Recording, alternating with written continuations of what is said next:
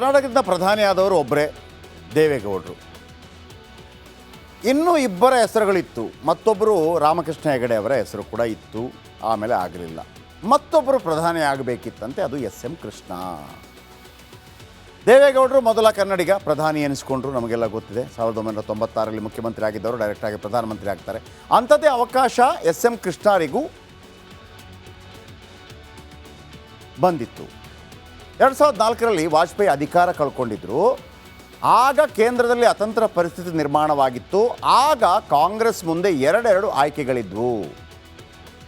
ಯಾಕಂದರೆ ಸೋನಿಯಾ ಗಾಂಧಿ ನೇತೃತ್ವದಲ್ಲಿ ಅಧಿಕಾರಕ್ಕೆ ಬಂದಿದ್ದರು. ಸೋನಿಯಾ ಗಾಂಧಿ ಪ್ರಧಾನಿ ಹುದ್ದೆ ಒಪ್ಪಲು ತಯಾರಿರಲಿಲ್ಲ. ಅವರೇ ಪ್ರಧಾನಿ ಆಗ್ತಾರಂತಿತ್ತು. ಅವರು ಹೋಗ್ತಾರೆ, ಅವರೆಲ್ಲ ಕೊಡ್ತಾರೆ. ಆಗ ಅಬ್ದುಲ್ ಕಲಾಂ ಅವರು ರಾಷ್ಟ್ರಪತಿ ಆಗಿರ್ತಾರೆ. ಪ್ರಧಾನಿ ಹುದ್ದೆ ರೇಸ್ನಲ್ಲಿ ಇಬ್ಬರು ಇರ್ತಾರೆ. ಒಬ್ಬರು ಮನಮೋಹನ್ ಸಿಂಗ್, ಮತ್ತೊಬ್ಬರು ಎಸ್.ಎಂ. ಕೃಷ್ಣ. ಮನಮೋಹನ್ ಸಿಂಗ್ ಜೊತೆ ಎಸ್.ಎಂ. ಕೃಷ್ಣ ಅವರ ಹೆಸರು ಕೂಡ ದೆಹಲಿಯಲ್ಲಿ ಮುನ್ನೆಲೆಗೆ ಬಂದಿತ್ತು. ಈ ವಿಷಯವನ್ನು ಎಸ್.ಎಂ. ಕೃಷ್ಣ ಅವರಿಗೆ ಹೇಳಿದ್ದು ಸ್ವತಃ ಮಾಜಿ ಪ್ರಧಾನಿ ಮನಮೋಹನ್ ಸಿಂಗ್ ಅವರಂತೆ. ಅಂದರೆ ನಮ್ಮಿಬ್ಬರ ಹೆಸರಿತ್ತು, ಎಸ್.ಎಂ. ಕೃಷ್ಣನ ಮನಮೋಹನ್ ಸಿಂಗ್, ಎಸ್.ಎಂ. ಕೃಷ್ಣನ ಮನಮೋಹನ್ ಸಿಂಗ್. ಬಹುಶಃ ಗೊತ್ತಿಲ್ಲ ಸಿಂಗ್ ಅನ್ನುವ ಕಾರಣಕ್ಕೆ. ಯಾಕಂದರೆ ಇಂದಿರಾ ಗಾಂಧಿ ಕೊಲೆ, ಮತ್ತೊಂದು ಅವರನ್ನು ಮತ್ತೆ ವಿಶ್ವಾಸ ಏನೋ ಇರ್ಬೋದು. ಕೃಷ್ಣಗೆ ಅಧಿಕಾರ ತಪ್ಪಿದ್ಯಾಕೆ ಅನ್ನೋದು ಇನ್ನೂ ಕೂಡ ನಿಗೂಢ ಆಗಿದ್ದರೆ, ಈ ಎಲ್ಲ ಪ್ರಶ್ನೆಗಳಿಗೆ ಸೋನಿಯಾ ಗಾಂಧಿ ಯಾವತ್ತಾದರೂ ಉತ್ತರ ಕೊಡ್ತಾರಾ ಗೊತ್ತಿಲ್ಲ. ಉತ್ತರ ಅವರ ಬಳಿ ಇರ್ಬೋದು. ಅದು ಬೇರೆ ಬೇರೆ ಕಾರಣ ಇರ್ಬೋದು. ಯಾಕಂದರೆ ಸಿಖ್ ಹತ್ಯಾಕಾಂಡ ಆಯಿತು 1984ರಲ್ಲಿ ಇಂದಿರಾ ಗಾಂಧಿ ಹತ್ಯೆ ಆದಾಗ. ಅದಕ್ಕಿಂತ ಮೊದಲು ಏನು ಅಮೃತಸರಕ್ಕೆ ಆಪರೇಷನ್ ಏನು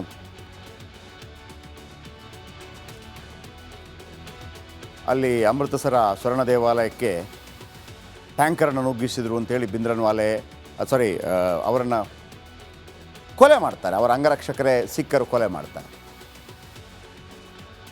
ಸೊ ಹಾಗಾಗಿ ಅದನ್ನು ಮತ್ತೆ 20 ವರ್ಷಗಳ ನಂತರ ಮತ್ತೆ ಗಳಿಸಬೇಕು ಅಂತೇಳಿ. ಯಾಕಂದರೆ ಒಂದು 2000 ಸಿಖ್ಖರ ಹತ್ಯಾಕಾಂಡ ಆಗುತ್ತೆ ಇಂದಿರಾ ಗಾಂಧಿ ಅವರ ಕೊಲೆ ಆದಾಗ. ಅದೆಲ್ಲ ಒಂದು ಕೆಟ್ಟ ಹೆಸರು ತಂದಿರುತ್ತೆ ಕಾಂಗ್ರೆಸ್ಗೆ. ಗೊತ್ತಿಲ್ಲ ಯಾವ ಕಾರಣಕ್ಕಾಗಿತ್ತೇಳಿ. ಒಟ್ಟಾರೆ ಇವರ ಹೆಸರು ಕೂಡ ಮುನ್ನೆಲೆಗೆ ಬಂದಿತ್ತು. ನೆಕ್ಸ್ಟ್, ಕರ್ನಾಟಕದ ಪ್ರಧಾನಿಯಾದವರು ಒಬ್ಬರೇ, ದೇವೇಗೌಡರು. ಇನ್ನೂ ಇಬ್ಬರ ಹೆಸರುಗಳಿತ್ತು. ಮತ್ತೊಬ್ಬರು ರಾಮಕೃಷ್ಣ ಹೆಗಡೆ ಅವರ ಹೆಸರು ಕೂಡ ಇತ್ತು, ಆಮೇಲೆ ಆಗಲಿಲ್ಲ. ಮತ್ತೊಬ್ಬರು ಪ್ರಧಾನಿ ಆಗಬೇಕಿತ್ತಂತೆ, ಅದು ಎಸ್.ಎಂ. ಕೃಷ್ಣ. ದೇವೇಗೌಡರು ಮೊದಲ ಕನ್ನಡಿಗ ಪ್ರಧಾನಿ ಎನಿಸ್ಕೊಂಡ್ರು, ನಮಗೆಲ್ಲ ಗೊತ್ತಿದೆ. 1996ರಲ್ಲಿ ಮುಖ್ಯಮಂತ್ರಿ ಆಗಿದ್ದವರು ಡೈರೆಕ್ಟಾಗಿ ಪ್ರಧಾನಮಂತ್ರಿ ಆಗ್ತಾರೆ. ಅಂಥದ್ದೇ ಅವಕಾಶ ಎಸ್.ಎಂ. ಕೃಷ್ಣರಿಗೂ ಬಂದಿತ್ತು. 2004ರಲ್ಲಿ ವಾಜಪೇಯಿ ಅಧಿಕಾರ ಕಳ್ಕೊಂಡಿದ್ರು. ಆಗ ಕೇಂದ್ರದಲ್ಲಿ ಅತಂತ್ರ ಪರಿಸ್ಥಿತಿ ನಿರ್ಮಾಣವಾಗಿತ್ತು. ಆಗ ಕಾಂಗ್ರೆಸ್ ಮುಂದೆ ಎರಡೆರಡು ಆಯ್ಕೆಗಳಿದ್ವು. ಯಾಕಂದರೆ ಸೋನಿಯಾ ಗಾಂಧಿ ನೇತೃತ್ವದಲ್ಲಿ ಅಧಿಕಾರಕ್ಕೆ ಬಂದಿದ್ದರು. ಸೋನಿಯಾ ಗಾಂಧಿ ಪ್ರಧಾನಿ ಹುದ್ದೆ ಒಪ್ಪಲು ತಯಾರಿರಲಿಲ್ಲ. ಅವರೇ ಪ್ರಧಾನಿ ಆಗ್ತಾರಂತಿತ್ತು. ಅವರು ಹೋಗ್ತಾರೆ, ಅವರೆಲ್ಲ ಕೊಡ್ತಾರೆ. ಆಗ ಅಬ್ದುಲ್ ಕಲಾಂ ಅವರು ರಾಷ್ಟ್ರಪತಿ ಆಗಿರ್ತಾರೆ. ಪ್ರಧಾನಿ ಹುದ್ದೆ ರೇಸ್ನಲ್ಲಿ ಇಬ್ಬರು ಇರ್ತಾರೆ. ಒಬ್ಬರು ಮನಮೋಹನ್ ಸಿಂಗ್, ಮತ್ತೊಬ್ಬರು ಎಸ್.ಎಂ. ಕೃಷ್ಣ. ಮನಮೋಹನ್ ಸಿಂಗ್ ಜೊತೆ ಎಸ್.ಎಂ. ಕೃಷ್ಣ ಅವರ ಹೆಸರು ಕೂಡ ದೆಹಲಿಯಲ್ಲಿ ಮುನ್ನೆಲೆಗೆ ಬಂದಿತ್ತು. ಈ ವಿಷಯವನ್ನು ಎಸ್.ಎಂ. ಕೃಷ್ಣ ಅವರಿಗೆ ಹೇಳಿದ್ದು ಸ್ವತಃ ಮಾಜಿ ಪ್ರಧಾನಿ ಮನಮೋಹನ್ ಸಿಂಗ್ ಅವರಂತೆ. ಅಂದರೆ ನಮ್ಮಿಬ್ಬರ ಹೆಸರಿತ್ತು, ಎಸ್.ಎಂ. ಕೃಷ್ಣನ ಮನಮೋಹನ್ ಸಿಂಗ್, ಎಸ್.ಎಂ. ಕೃಷ್ಣನ ಮನಮೋಹನ್ ಸಿಂಗ್. ಬಹುಶಃ ಗೊತ್ತಿಲ್ಲ ಸಿಂಗ್ ಅನ್ನುವ ಕಾರಣಕ್ಕೆ. ಯಾಕಂದರೆ ಇಂದಿರಾ ಗಾಂಧಿ ಕೊಲೆ, ಮತ್ತೊಂದು ಅವರನ್ನು ಮತ್ತೆ ವಿಶ್ವಾಸ ಏನೋ ಇರ್ಬೋದು. ಕೃಷ್ಣಗೆ ಅಧಿಕಾರ ತಪ್ಪಿದ್ಯಾಕೆ ಅನ್ನೋದು ಇನ್ನೂ ಕೂಡ ನಿಗೂಢ ಆಗಿದ್ದರೆ, ಈ ಎಲ್ಲ ಪ್ರಶ್ನೆಗಳಿಗೆ ಸೋನಿಯಾ ಗಾಂಧಿ ಯಾವತ್ತಾದರೂ ಉತ್ತರ ಕೊಡ್ತಾರಾ ಗೊತ್ತಿಲ್ಲ. ಉತ್ತರ ಅವರ ಬಳಿ ಇರ್ಬೋದು. ಅದು ಬೇರೆ ಬೇರೆ ಕಾರಣ ಇರ್ಬೋದು. ಯಾಕಂದರೆ ಸಿಖ್ ಹತ್ಯಾಕಾಂಡ ಆಯಿತು 1984ರಲ್ಲಿ ಇಂದಿರಾ ಗಾಂಧಿ ಹತ್ಯೆ ಆದಾಗ. ಅದಕ್ಕಿಂತ ಮೊದಲು ಏನು ಅಮೃತಸರಕ್ಕೆ ಆಪರೇಷನ್ ಏನು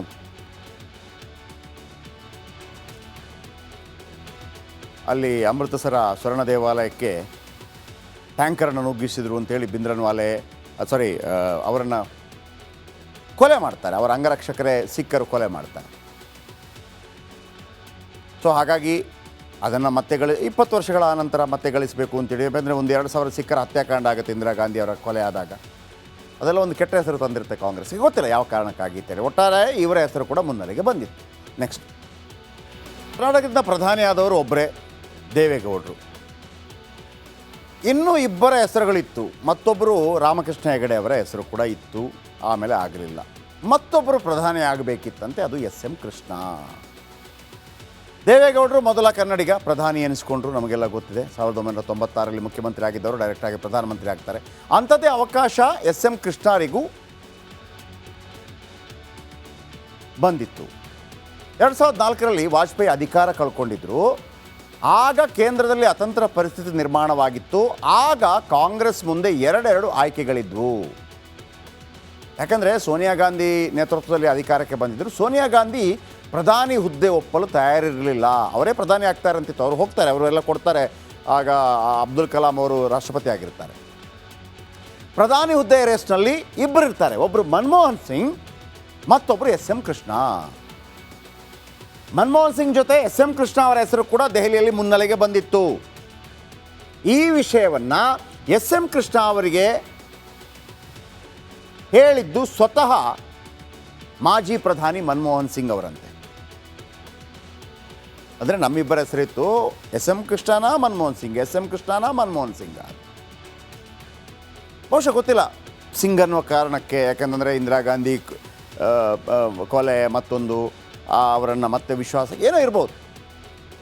ಕೃಷ್ಣಾಗೆ ಅಧಿಕಾರ ತಪ್ಪಿದ್ಯಾಕೆ ಅನ್ನೋದು ಇನ್ನೂ ಕೂಡ ನಿಗೂಢ ಆಗಿದ್ದರೆ, ಈ ಎಲ್ಲ ಪ್ರಶ್ನೆಗಳಿಗೆ ಸೋನಿಯಾ ಗಾಂಧಿ ಯಾವತ್ತಾದರೂ ಉತ್ತರ ಕೊಡ್ತಾರಾ ಗೊತ್ತಿಲ್ಲ. ಉತ್ತರ ಅವರ ಬಳಿ ಇರ್ಬೋದು. ಅದು ಬೇರೆ ಬೇರೆ ಕಾರಣ ಇರ್ಬೋದು. ಯಾಕಂದರೆ ಸಿಖ್ ಹತ್ಯಾಕಾಂಡ ಆಯಿತು 1984ರಲ್ಲಿ ಇಂದಿರಾ ಗಾಂಧಿ ಹತ್ಯೆ ಆದಾಗ.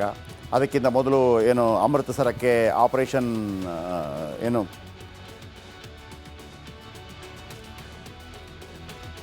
ಅಲ್ಲಿ ಅಮೃತಸರ ಸ್ವರ್ಣ ದೇವಾಲಯಕ್ಕೆ ಟ್ಯಾಂಕರನ್ನು ನುಗ್ಗಿಸಿದ್ರು ಅಂತೇಳಿ ಬಿಂದ್ರನ್ವಾಲೆ ಅವರನ್ನು ಕೊಲೆ ಮಾಡ್ತಾರೆ. ಅವರ ಅಂಗರಕ್ಷಕರೇ ಸಿಖ್ಖರು ಕೊಲೆ ಮಾಡ್ತಾರೆ.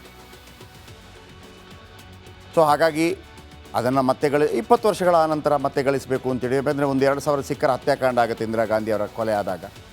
ಅದೆಲ್ಲ ಒಂದು ಕೆಟ್ಟ ಹೆಸರು ತಂದಿರುತ್ತೆ ಕಾಂಗ್ರೆಸ್ಗೆ. ಗೊತ್ತಿಲ್ಲ ಯಾವ ಕಾರಣಕ್ಕಾಗಿತ್ತೇಳಿ. ಒಟ್ಟಾರೆ ಇವರ ಹೆಸರು ಕೂಡ ಮುನ್ನೆಲೆಗೆ ಬಂದಿತ್ತು. ನೆಕ್ಸ್ಟ್ ಫೋಟೋ, ಅವರು ಆರಂಭದಲ್ಲೇ ಭಾಳ ಶ್ರೀಮಂತ ಮನೆತನದಿಂದ ಬಂದವರು. ಸೋಮನಹಳ್ಳಿಯಲ್ಲಿ ತೆಗೆದಂಥ ಫೋಟೋ, ಮದ್ದೂರಿನ ಸೋಮನಹಳ್ಳಿಯಲ್ಲಿ ಫೋಟೋ. ಇನ್ನೊಂದು ಫೋಟೋ ಇದೆ, ತೋರಿಸ್ತೀನಿ ನೋಡಿ. ಇದು 1934, ಅಂದರೆ ಇವರು ಹುಟ್ಟಿದ್ದು 1932ರಲ್ಲಿ. ಎರಡನೇ ಫೋಟೋ ನೋಡಿ. ಮಹಾತ್ಮ ಗಾಂಧೀಜಿ 1934ರಲ್ಲಿ ಸೋಮನಹಳ್ಳಿಗೆ ಬಂದಿದ್ದರು. ಆಗ ಗಾಂಧೀಜಿಗೆ ಆ ಹುಡುಗ ಅಲ್ಲ, ಅಲ್ಲಿ ಪಕ್ಕದಲ್ಲಿ ಒಂದು ಸೈಡಲ್ಲಿ ಕಾಣ್ತಿದೆಯಲ್ಲ, ಆ ಟೊಪ್ಪಿ ಹಾಕಿದ ಹುಡುಗ ಅಲ್ಲ, ಇನ್ನೊಂದು ಹುಡುಗ, ಒಂದು ಪುಟ್ಟ ಬಾಲಕ ಕಾಣ್ತಾ ಇದ್ದಾನೆ, ಅದು ಎಸ್ ಎಂ ಕೃಷ್ಣ. 3 ವರ್ಷದ ಬಾಲಕ S M Krishna. S M Krishna ಅವರ ಗಲ್ಲ ಮುಟ್ಟಿ ಗಾಂಧೀಜಿ ಮಾತನಾಡಿಸಿದ್ರಂತೆ. ಆಮೇಲೆ ಆ ಸಂದರ್ಭದಲ್ಲಿ, ಸ್ವಾತಂತ್ರ್ಯ ಹೋರಾಟ ಸಂದರ್ಭದಲ್ಲಿ, ಅಂದು ಗಾಂಧೀಜಿಗೆ ಕೃಷ್ಣ ಅವರ ತಂದೆ 300 ರೂಪಾಯಿ ಕೊಟ್ಟಿದ್ರಂತೆ. ಜೊತೆಗೆ ಎಸ್ ಎಂ ಕೃಷ್ಣ ಅವರ ಕಿವಿಯಲ್ಲಿ ಒಂದು ಬೆಂಡೋಲೆ ಥರ ಇರುತ್ತಲ್ಲ, ಅದನ್ನು ಕೊಟ್ಟಿದ್ರಂತೆ ಗಾಂಧಿಯವರಿಗೆ. ಆಮೇಲೆ ಎಸ್ ಎಂ ಕೃಷ್ಣ ಅಮೇರಿಕಾದಲ್ಲಿ ಓದು ಮುಗಿಸ್ತಾರೆ. ಅದರ ಫೋಟೋ ತೋರಿಸ್ತೀನಿ ನೋಡಿ. ಅಮೇರಿಕಾದಲ್ಲಿ ಓದಿ ಮುಗಿಸ್ತಾರೆ. ಇದ್ರಲ್ಲಿ ನೋಡಿ, ಇಲ್ಲಿ ಜಾನ್ ಎಫ್ ಕೆನಡಿಯ ಒಂದು ಫೋಟೋ ಮೇಲೆ ಕಡೆ ಕಾಣ್ತಾ ಇದೆ. 1960, ಅಂದರೆ 28 ವರ್ಷ, 1960, 28 ವರ್ಷ ಎಸ್ ಎಂ ಕೃಷ್ಣ ಅವರಿಗೆ. ಆಗ ನೋಡಿ 28 ವರ್ಷ. ತನ್ನ 28ನೇ ವರ್ಷದಲ್ಲಿ ಜಾನ್ ಎಫ್ ಕೆನಡಿಯವರ ಅಧ್ಯಕ್ಷೀಯ ಚುನಾವಣೆಗೆ ಪ್ರಚಾರ ಮಾಡಿರ್ತಾರೆ. ಯಾರು? S M Krishna. John F Kennedy ಗೆದ್ದ ಬಳಿಕ ಈ ಧನ್ಯವಾದ ಪತ್ರವನ್ನು ಕಳಿಸಿರ್ತಾರೆ ನೋಡಿ. ಧನ್ಯವಾದ ಪತ್ರ, thank you S M Krishna ಅಂತೇಳಿ. ಇದು ಧನ್ಯವಾದ ಪತ್ರ. ನೆಕ್ಸ್ಟು, ಎಸ್ ಎಂ ಕೃಷ್ಣ 1962ರಲ್ಲಿ ವಿಧಾನಸಭೆ ಪ್ರವೇಶ ಮಾಡ್ತಾರೆ, ಕರೆಕ್ಟಾಗಿ 30ನೇ ವಯಸ್ಸಿಗೆ. ಒಮ್ಮೆ ನಮ್ಮನ್ನೆಲ್ಲ ಮೆಲಕು ಹಾಕೊಳ್ಳಿ, ನಾವೆಲ್ಲ 30ನೇ ವಯಸ್ಸಿಗೆ ಎಲ್ಲಿದ್ದೀವಿ, ಅವರೆಲ್ಲಿದ್ದರು ಅಂತೇಳಿ. ಎಸ್ ಎಂ ಕೃಷ್ಣ ಆಮೇಲೆ ಅಲ್ಲಿಂದ ಪಕ್ಷೇತರರಾಗಿ ಗೆಲ್ತಾರೆ. ಕಾಂಗ್ರೆಸ್ನ ವೀರಣ್ಣಗೌಡರು ಅನ್ನುವಂಥ ಮಹಾನ್ ಘಟಾನುಘಟಿ ನಾಯಕರನ್ನು ಸೋಲಿಸ್ತಾರೆ. ಆ ಮಹಾನ್ ಘಟಾನುಘಟಿ ನಾಯಕರ ಪರವಾಗಿ ಸ್ವತಃ ಜವಾಹರಲಾಲ್ ನೆಹರು ಪ್ರಚಾರಕ್ಕೆ ಬಂದಿರ್ತಾರೆ, ಆದರೂ ಸೋಲಿಸ್ತಾರೆ ಇವರು. ಆಮೇಲೆ ಏನಾಗುತ್ತೆ, ಈ ಪ್ರಚಾರ ಸಂದರ್ಭದಲ್ಲಿ ಯಾವುದೋ ನಾಟಕ ನೋಡಿ ದುಡ್ಡು ಕೊಟ್ಟಿರ್ತಾರಂತೆ. ದುಡ್ಡು ಕೊಡೋಂಗಿಲ್ಲ ಎಲೆಕ್ಷನ್ಗೆ. ಆಗ ವೀರಣ್ಣಗೌಡರು ಏನು ಮಾಡ್ತಾರೆ, ಶಾಸಕತ್ವ ರದ್ದುಪಡಿಸಬೇಕು ಅಂತೇಳಿ ಕೇಳ್ತಾರಂತೆ. ವೀರಣ್ಣಗೌಡರು ದೂರು ಕೊಡ್ತಾರೆ. ಆಮೇಲೆ ಮದ್ದೂರು ಶಾಸಕ ಆಗಿರ್ತಾರೆ ಅವರು. ಶಾಸಕ ಸ್ಥಾನ ಅಸಿಂಧು ಆಗಿರುತ್ತೆ ಕೆಲವು ದಿನಗಳ ಕಾಲ. ಆದರೆ ಹೈಕೋರ್ಟ್ ಕೃಷ್ಣ ಆಯ್ಕೆ ಸಿಂಧು ಅಂತ ತೀರ್ಪು ಕೊಡುತ್ತೆ. ಇನ್ನೊಂದು ಫೋಟೋ ತೋರಿಸ್ತೀನಿ, ವೆರಿ ಇಂಟ್ರೆಸ್ಟಿಂಗ್ ಫೋಟೋ. ಆಗಿನವರಿಗೆಲ್ಲ ಇದ್ರ ಬಗ್ಗೆ ಗೊತ್ತಿರ್ಬೋದು. ಭಾರತ ಸರ್ಕಾರ ಪೆಟ್ರೋಲ್ ದರ ಏರಿಸಿರುತ್ತೆ. ಆಗ ಎಸ್ ಎಂ ಕೃಷ್ಣ ಸೈಕಲಲ್ಲಿ ವಿಧಾನಸೌಧಕ್ಕೆ ಬಂದಿರುವಂಥ ಫೋಟೋ ನೋಡಿ. ಆಗ ಆ ಎಸ್ ಎಂ ಕೃಷ್ಣ ಯಾವ ಥರ ಕಾಣ್ತಾ ಇದ್ರು ಅಂತಂದರೆ, ತೆಲುಗು ಸಿನಿಮಾದಲ್ಲಿ ಒಬ್ಬ ಸೂಪರ್ ಸ್ಟಾರ್ ಕೃಷ್ಣ ಅಂತಿದ್ದಾರೆ. ಈಗ ಮಹೇಶ್ ಬಾಬು ಇದ್ದಾರಲ್ಲ, ಮಹೇಶ್ ಬಾಬು ಅವರ ತಂದೆ, ಅವರ ಹೆಸರು ಕೂಡ ಕೃಷ್ಣ ಅಂತ, ಹಂಗೆ ಕಾಣ್ತಾ ಇದ್ರು. ಆಮೇಲೆ 1968 or 70